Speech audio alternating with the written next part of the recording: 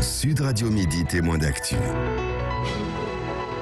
La vaccination des soignants deviendra-t-elle obligatoire? Alors forcément, on va en parler puisqu'il y a le porte-parole du gouvernement hier sur France Inter qui en parlait et qui évoquait une sérieuse possibilité. On l'écoute tout de suite. C'est une sérieuse possibilité. Voilà. Le Premier ministre l'a dit.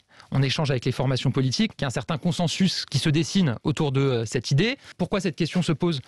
Parce qu'on a observé certaines situations où l'épidémie repartait, notamment dans des EHPAD, parce que certains soignants n'étaient pas vaccinés. Et on sait que des résidents, même s'ils sont vaccinés, parce qu'ils sont très fragiles, ils peuvent être contaminés, voire développer une forme grave quand même. Et donc, c'est une responsabilité. La vaccination obligatoire des soignants n'aurait rien de très nouveau. Il y a aujourd'hui des vaccins qui sont obligatoires pour les soignants. Alors forcément, il y a des vaccins obligatoires pour les soignants, mais c'est toujours bien d'écouter le porte-parole du gouvernement, mais toujours bien aussi d'écouter les principaux intéressés. Et on en parle tout de suite avec Isabelle Prono, aide-soignante au CHU de Toulouse et syndiquée Sud Santé. Bonjour Isabelle.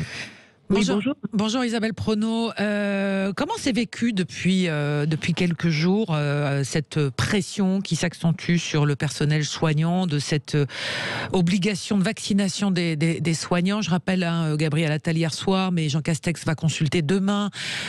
Sans doute, on va décaler la session parlementaire à fin juillet pour voter une loi en urgence. Comment c'est vécu à l'intérieur des établissements, Isabelle? Alors, je fais une interview avec ma collègue Lucie qui est à côté de moi et qui est infirmière aussi. C'est pas très bien vécu. Bah oui. Alors, je précise quelque chose. À Sud, nous ne sommes pas contre la vaccination, au contraire. Par contre, nous avons énormément de réserves quant à la vaccination obligatoire pour les soignants. En effet, il y a déjà des vaccins qui sont obligatoires, mais qui sont considérés comme potentiellement des maladies nosocomiales. Et donc, c'est tout nouveau, cette histoire de réagir comme ça. Il y a eu déjà la grippe, notamment. Donc, il y avait des vaccins qui existaient, mais pas d'obligation. Et donc, il y a beaucoup de réserves concernant la stigmatisation, des soignantes et des soignants qui seraient vecteurs privilégiés du Covid.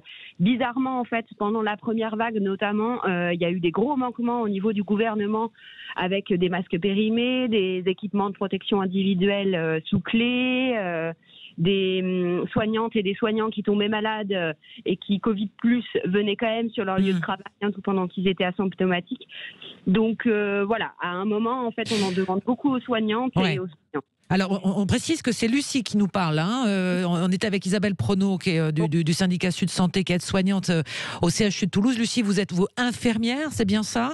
Est-ce qu'à l'intérieur, alors question très simple, est-ce qu'à l'intérieur des services, aujourd'hui, il y a des discussions entre les vaccinés, les non-vaccinés? Est-ce que ça crée du doute? Est-ce que ça crée des tensions?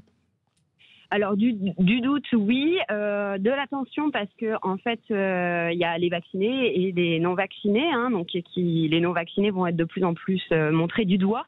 Il faut savoir quand même que sur l'hôpital, il y a 64% des soignantes et des soignants qui sont vaccinés, c'est-à-dire un taux quand même très important. Il faudrait demander à l'Assemblée nationale et au Sénat s'ils sont vaccinés aussi largement. Bonne question. On pourrait leur poser. Ouais. Et dans les EHPAD, on est déjà à 57%. Quand même. Donc leur objectif, c'est 80% à l'automne. Je pense qu'on y sera sans obligation. Donc on n'est pas obligé de passer par l'obligation. Le plus intéressant serait de passer par une information correcte, puisque ces soignantes et ces soignants qui sont pour le moment pas opposés, mais en tout cas douteux, sceptiques sur la vaccination, c'est parce qu'ils sont en majorité mal informés. Mais qu'est-ce qu'ils redoutent? Je prends l'exemple ce matin, Lucie et Isabelle, je prends l'exemple ce matin de l'interview dans Le Parisien, peut-être l'avez-vous lu, d'une personnalité forte, c'est Irène Frachon, que vous connaissez, qui est à l'origine du scandale du Mediator, qui est médecin, qui connaît les dangers des médicaments quand ils ne sont pas bien utilisés, mais elle se prononce pour cette vaccination et elle dit, voilà, c'est clair qu'il faut se vacciner parce que ce vaccin est utile. Est-ce que ça, vous l'entendez ou pas? Alors ça, on l'entend tout à fait. Complètement. Il n'y a pas de souci, ça on l'entend. En fait, ce qu'on entend, c'est que les gens ont peur, parce que c'est un vaccin nouveau, comme tout à chacun, par contre, l'utilité de la vaccination n'est pas remise en question. Du tout, puisque par exemple pour la tuberculose, depuis qu'il y a un taux de vaccination qui s'affaiblit, il y a une recrudescence de la pathologie. Donc les soignantes et les soignants savent l'intérêt de la vaccination, mais avant tout ça, ils voudraient aussi avoir une reconnaissance de leur travail, notamment la reconnaissance du Covid comme maladie professionnelle avec accident de travail, ce qui n'est toujours pas le cas.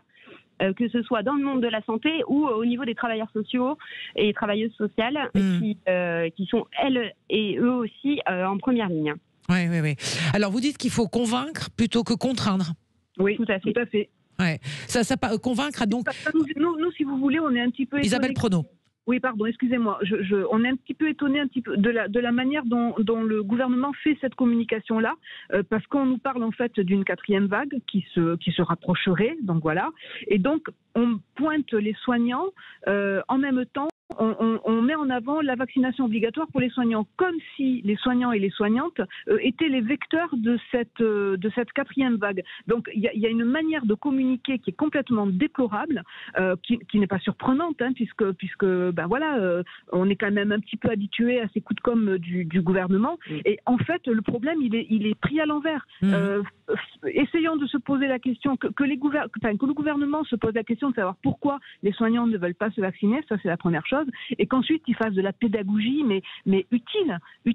Et enfin qu'on arrête la langue de bois concernant tout ce qui est maladie professionnelle, comme l'a très bien dit Lucie. Enfin, je veux dire, on est quand même venu bosser, on était positif au Covid, et on nous a demandé de revenir parce que le taux d'absentéisme était tel qu'il n'y avait pas le choix. Donc, si vous voulez, il faut arrêter à un moment donné de raconter n'importe quoi et de prendre les soignants pour des et de mépriser les soignants comme ça. C'est plus possible. Merci à vous deux. Isabelle Prono, je rappelle, vous êtes aide-soignante au CHU de Toulouse, syndiquée à Sud Santé, et avec Lucie, c'est ça, qui est à côté de vous, qui est infirmière au CHU de Toulouse. Une information importante, une communication en tout cas importante à faire, c'est que rapidement, Lucie. Contre le Covid, c'est la levée des brevets sur les vaccins anti-Covid avec des moyens de production pour tous et toutes, c'est-à-dire pas uniquement en France, même si en France c'est important aussi, puisque c'est la sécurité sociale avec un budget limité qui paye nos vaccins, hein. Ils ne sont pas gratuits, et donc un accès à la vaccination pour toutes et tous, même les migrants qui sont sur notre territoire et même les pays du Sud.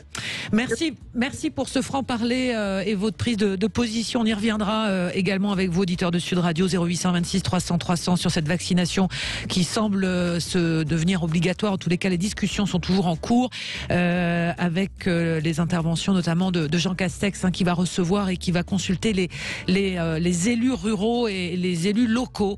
Ça sera jeudi avec des précisions qui seront apportées d'ici la fin de la semaine.